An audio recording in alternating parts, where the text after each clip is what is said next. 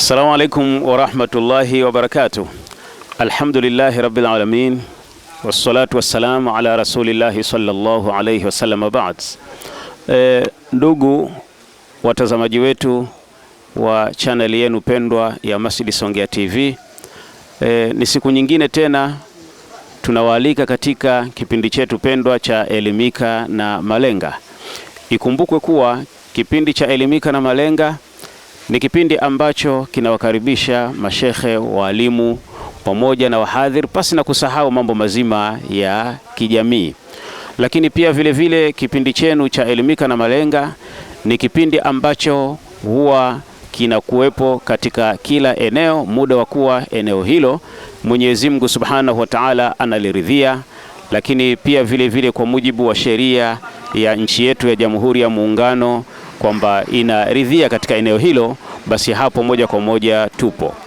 Na leo ni siku nyingine tena katika ziara mkoa wa Pwani, na tupo katika kijiji cha Msese Kibwemwenda, lakini pia vile vile pamoja na Geza Ulole.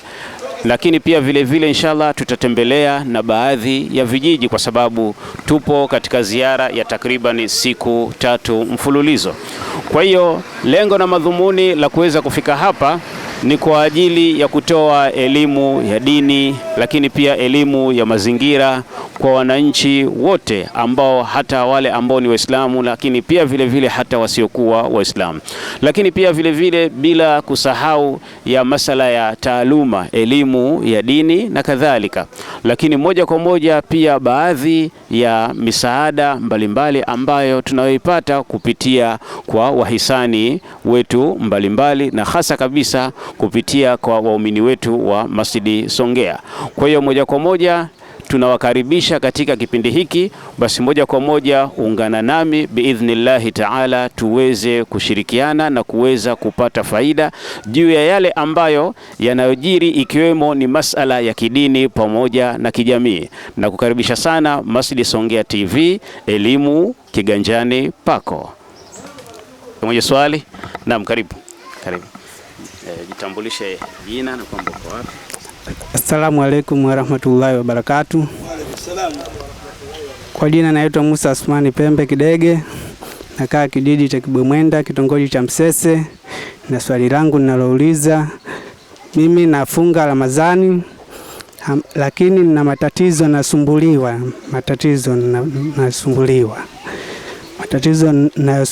Je, naweza kufunga swala yangu? Kufunga.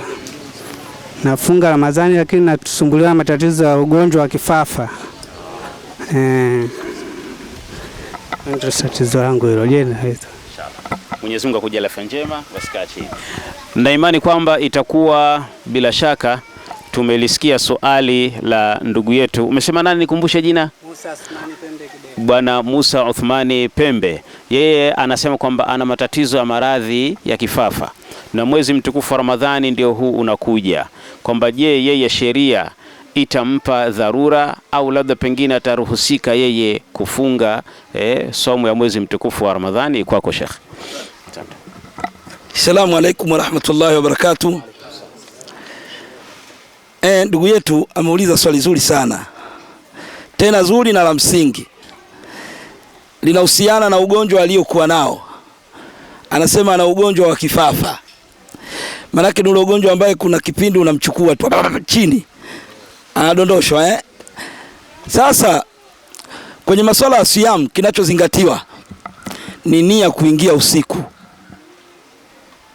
Kwa hiyo bado hajazuiwa kufunga, bado anatakiwa afunge akitia nia yake usiku. Labda umemjia yeye akazimia kabisa, akajiangalia yuko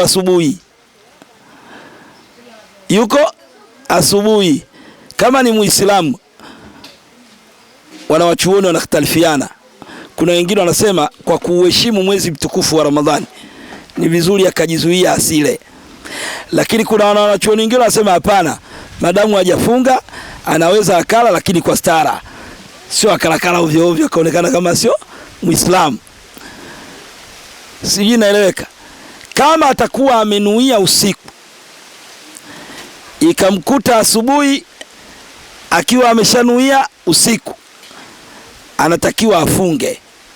Na kwa sababu huu ni ugonjwa unakuja kwa muda, kipindi kile ambacho atakuwa amedondoka pap, hata ikiwa mchana kadondoka, baadaye ikaondoka, akili zake zikarudi, siamu yake inakubalika, inatakiwa afike hadi jioni, wala hakuna shida ya aina yoyote.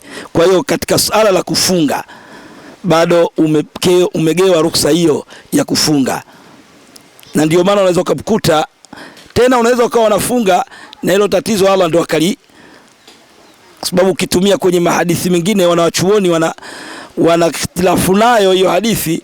Wengine wanasema ni dhaifu, wengine wanasema ni hivi, sumu tasihu, kwa sababu Mtume sallallahu alayhi wasallam amesema fungeni muwe na afya.